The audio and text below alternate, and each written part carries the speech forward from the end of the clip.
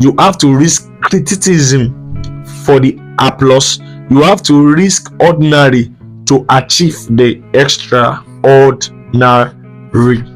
Chapter 6 of Diary of a CEO regarding to 33 laws. So it says, ask, don't tell.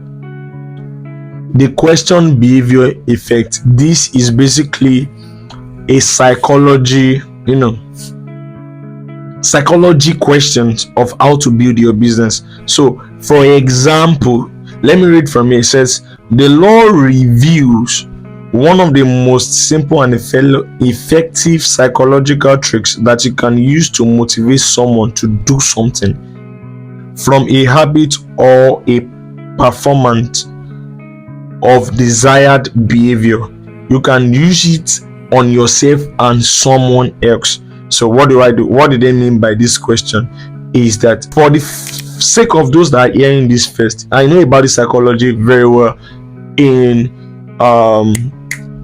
this book, Brian Tracy, The Psychology of Money, is also a way to get customer to buy from you. And he says, now going a debate in Congo president ad, he said, in the last week, let me read this to you, campaign, 2 candidates had their one and only president debate, 80.6 million views tuned in to watch, making it the most watched debate in American history at that time. Going into the debate, incumbent President Carter had 8-point lead according to the polls. Reagan, listen to this story. Reagan knew he needed to use cartel economic performance against him, but instead of doing that, every presidential candidate before him had done and stating the economic facts. He did something that no one ever done. No one had ever done, but every presidential candidate seems to have done since. He asked a simple but now legendary question: are you better off now than you were 4 years ago? Now let me narrate this story for you, just a better way of making people think.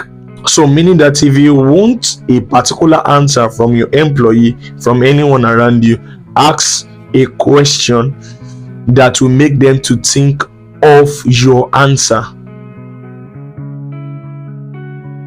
Did you get that? So meaning that there is so much result, tangible one, as you have listened in the story. The question from the president was just simple: are you better off now than you were 4 years ago? And what is this man saying? Does it mean I should vote for him, that he will make my life better? That one is left to you, but he already get what he wants. And of course, he has over 6,500 response, which makes him the highest then. So will you recycle? So meaning that, you see, there is a way you can build your communication skill that it will be very hard for people to say no to you. This is what chapter 6 is saying, according to, for every CEO, that this is one of the major important and cogent parts we need to pay attention to, so that we can get things done easily, better. And for instance, when you throw a question at people, you expect an answer, but there are some questions you throw at them and you don't expect an answer, and they are the one that is meant to figure out what is the solution you have in your heart. There are many examples which I would like to spare myself of that, and I'll read the major. It said, ask question of your action and your action will answer. If you want to create positive behavior, don't make statements. Ask binary yes or no question. People are more likely to answer yes if it will bring them closer to what they want to be. And once they say yes, the yes is more likely to come true. Somebody wants to get something from your store. I want, and my budget is 250. Your budget is 250k, but I have a TV that if you use, you are not going to enjoy for the next 3 months. But I have another one that is 270k. You gave them a solution without telling them which one to buy. They decide the one they want to buy from their heart. Chapter 7, that's law 7, says never compromise your self story. This is the peak of everything. Never compromise your self story. Don't try to sweet mouth. What makes your self story genuine? It is because it happens to you really. So don't try to say I broke my leg when I was 2, just people to, it doesn't work. There's some story you will say and they will know it's definitely genuine. And it says the laws introduce a concept of you, a concept you have probably never heard of before, called your self story. It shows you how your self story determines your success in life and give you the secret strategy for writing a better self story about yourself so you can achieve big ambition. Yeah, so this is what he's trying to say, is that don't try to say we have done this when you have not. As a CEO, be so humble enough that whatsoever your progress, you see it as big enough, not lies. There is one thing that Jim Rohn said in one of these book which I was listening to, and he said something very profound, very simple, and he said, make sure you have integrity as a CEO, because when you lie too much, you have sleepless nights because you have a lot of lies to cover. So whatever you have not achieved, whatever you have not done, don't say it as a business person. It is a self-story philosophy. So the law of stops, he said, I hated every minute of training, but I said, don't quit. Suffer now and you will rest of your life as a champion. This is a personal story of him, how, this is Steven Bartlett, how, he was the first African guy to join the Titans show, that investor show, and also that was one of his biggest dream. With him and his mother, they relocated to the country, and he has been watching this show. The show has to do with people that invest in people's business, and if you know what I'm saying, you should have get what I'm trying to say. And then he just have to give everything he got into it, and no story does not look like as if he's lying or he's not. Be ready to, when you tell yourself the truth, you are ready to know which one is your fault to work on, and from then you are very free. And then you have no lies to cover. So said evidence, self story, thought and feeling and action. When you tell yourself this is the truth, this is your self story, list your evidence, thought, what needs to work on. Whatever you are weak, don't say you are strong. That's your own self story. As a CEO, this law will help you. Now, he said the most convincing sign that someone will achieve new result in the future is new behavior in the present. So when you tell yourself the truth, you are going to work on yourself. I'm not good at communication. Awesome. You begin to train yourself. I'm not good at selling. Awesome. You begin to get booked. These are your self story, and you don't need to, lie to yourself to make those story interesting. We move to law 8 of the diary of a CEO. Never fight a bad habit. I read. This law reveals some surprising truths about how to make and break any bad habit you have. It shows you why fighting bad habits is a failing strategy, which often leads to rebounding. What should you do instead? I'm excited about this because this is one of the major things that makes me to grow by looking for a CFO in our company. So I have an habit of giving generously and also giving under compulsion because I have it. So for instance, if someone comes to me, I need something like this, I've given it even without checking whether the person is saying the truth or not. So I'm so eager to do that. I'm so happy to do that. And I was building something. Then I found out that at the point in time, I did not have actual savings, I did not have actual growth.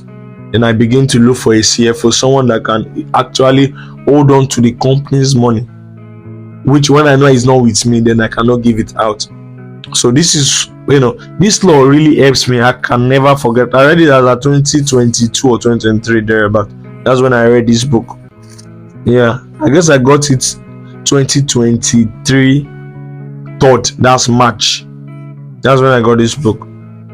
So when you begin to know that this is my bad habit, you begin to find a solution to it, not fight it. This is what this law is saying. Immediate solution, not fighting it. Okay, this is what I'm going to do to let this bad habit go. You don't wake up early to work, maybe perhaps because you are working from home and you feel like this thing is affecting my business. The next thing is, we're not talking about you say I must wake up. The next thing is start setting alarm, and the moment the alarm begins to ring every 8 o'clock in the morning, you cut it, you sleep back, there's a brain reward that comes from it, because it has becomes a routine in your head. And you find that your body begins to adjust to that alarm. Even before that alarm rang, you will find that you have woke up.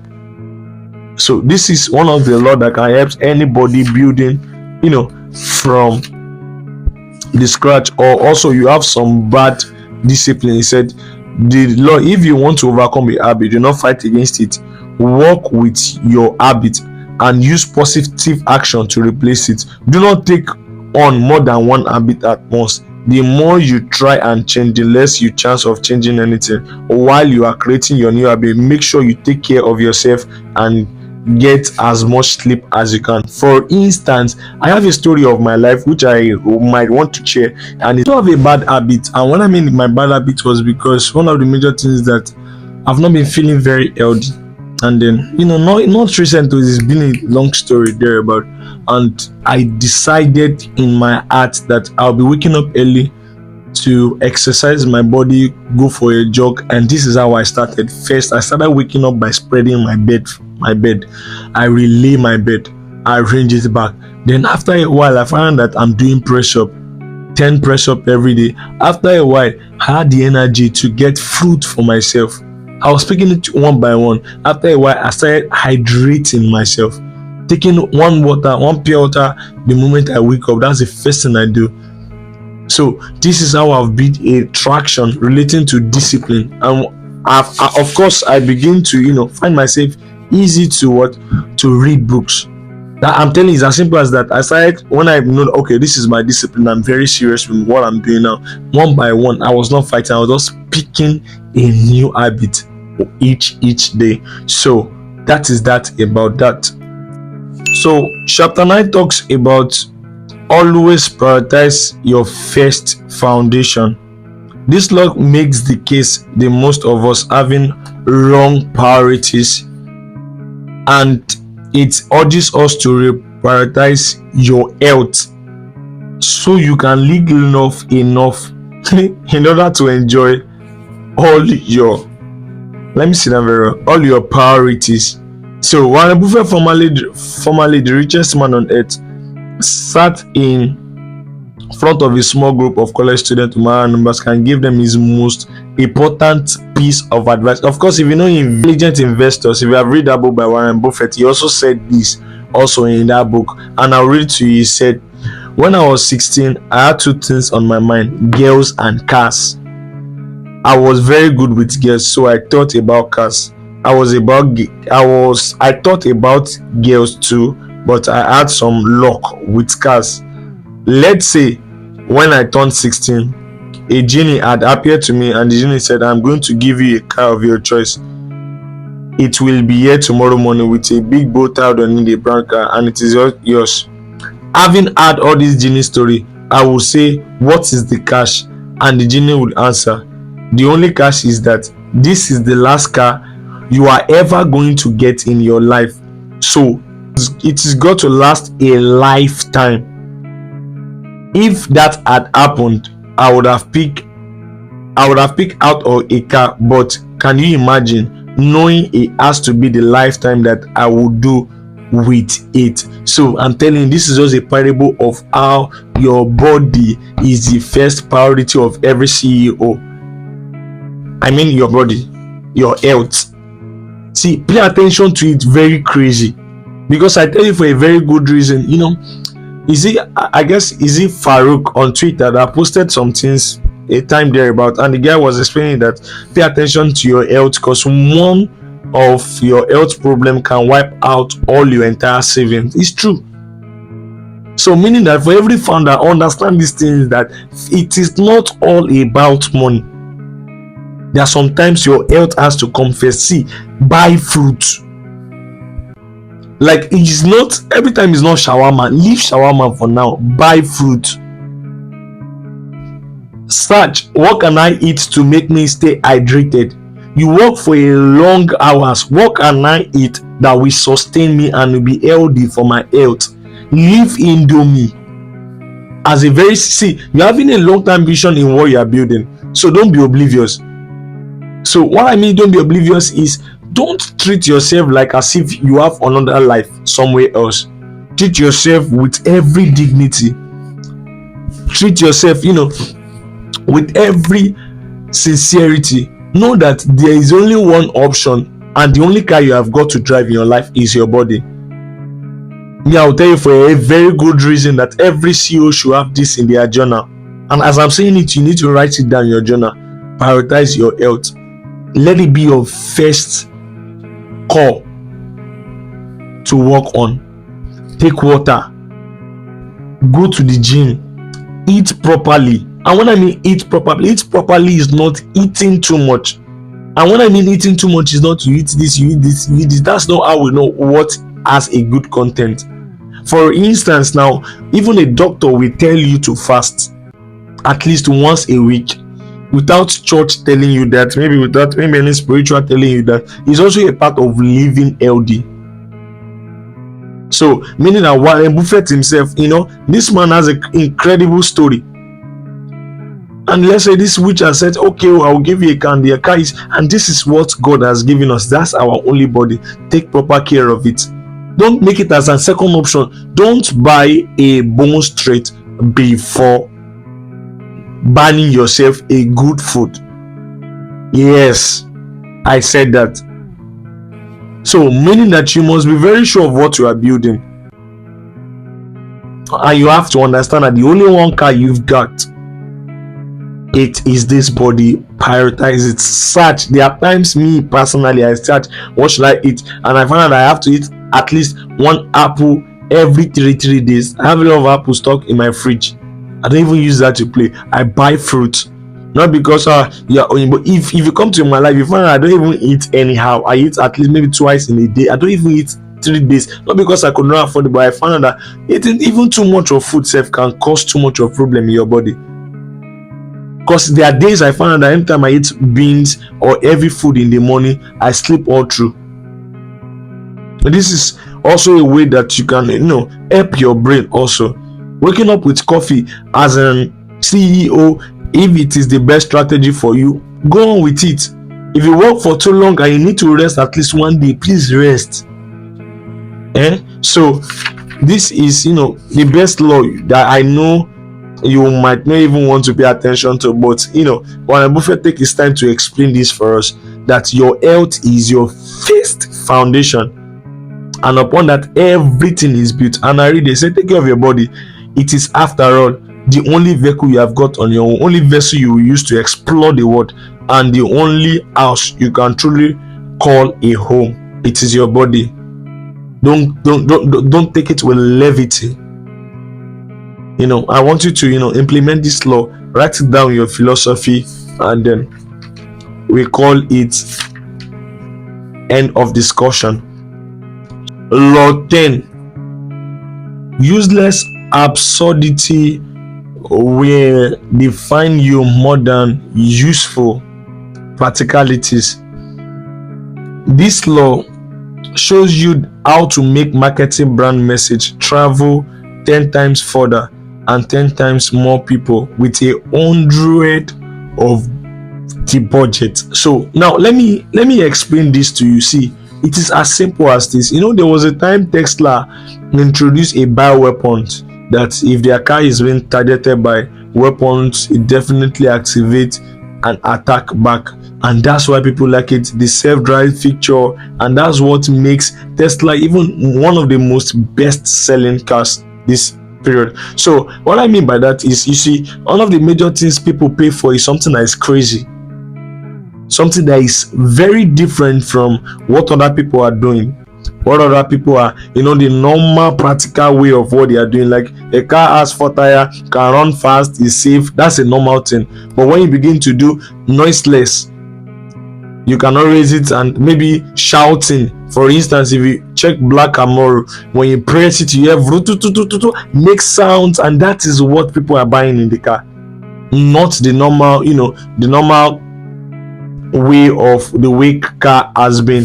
And I'll read it to you here. So for instance, I'll give you a practical example. It says, you'll be known for the absurd things you do. Those absurd things will get people saying everything about you, and you won't have to say anything else. Absurdity is more effective and more fun, but it is not for faint-hearted. It is for risk taker and idiot and genius. So for instance, I personally, in our brand, what do we do to implement this? I'm telling you for a very good reason. In our brand, we have this thing that we used to do. When people text you, there is an instant message you read, and that instant message will lead you to our website, despite the fact you are not there. And when you buy from us, we always make sure that we tell you that you should not come and check your market. We prefer doing that because we feel like when we deliver to you and it's the same price, we don't need any other advertisement from you. You can ask our buyer. We don't need any other advertisement from you again. We already know, since you can trust our market and it's be okay, and we will never stop replying to you. So when you give us the feedback that this stuff is not good, this stuff is bad, and what you give me is good, is not good, and others, we will tell you we are definitely going to make sure we are collecting it back, and we are collecting it back with joy. The same energy we used to buy is the same way we used to sell it to you. And one other things we do in the company, of sales and marketing, is that we make our price very low. We make it very low that you have to ask that, are you sure this is the price? So we do not add enough upon while everything has go skyrocket up. When you DM, we give you an instant good price, and I'm very sure this is a good price for the kind of value they are giving me, if it's this exact value. So people will remember you for the most clueless thing you would not even take action on. For instance, now Steven Bartlett said a lot about how he spent so much money on gaming, rented a big space because he got an investor of 300,000 naira when he was 20 years, and he explained of how he has spent so much because there was no experience, and at the point in time, the only thing you just need to do is to provide the exact value people are needing. And that's one thing that can help you, to scale your company. Your own might be you give chocolate after. Not other people pay attention to that. Your own might be to send a thank you letter after they purchase something from you. Then people remember you. And I feel like this will be our closing. I am Mr. David. See you on our YouTube channel, and God bless you.